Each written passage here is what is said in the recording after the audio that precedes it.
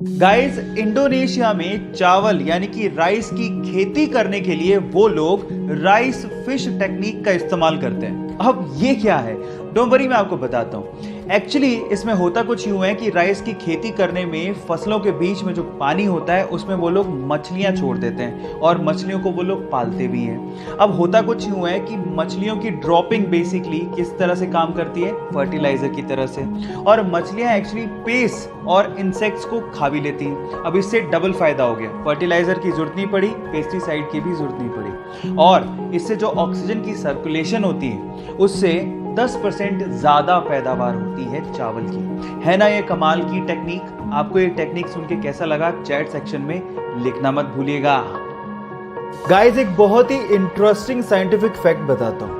Study से पता लगा है कि जब एक बच्चा मां की कोख में होता है तो शुरू के 5 से 7 हफ्तों तक वो एक फीमेल यानी एक लड़की ही होता है।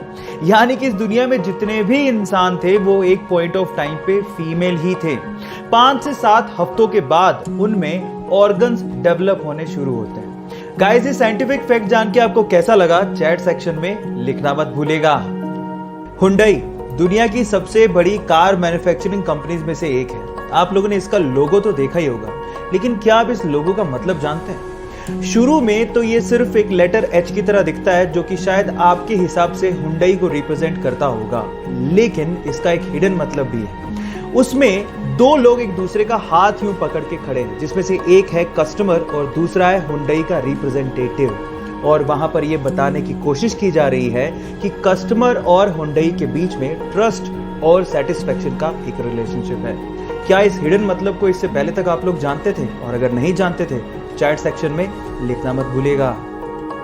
गाइस, अक्सर आप लोगों ने स्कूल की किताबों में पढ़ा होगा या आपको पढ़ाया गया होगा कि बल्ब का आविष्कार थॉमस एल्वा एडिसन ने किया था, लेकिन एक्चुअल में ये फैक्ट गलत है, ये सच नहीं है। थॉमस एल्वा एडिसन ने तो सिर्फ इतना बताया था कि बल्ब को ज्यादा देर तक कैसे जलाया जा सकता है। एक्चुअल में बल्ब का आविष्कार जोसेफ स्वान ने एडिसन से पहले ही कर दिया था।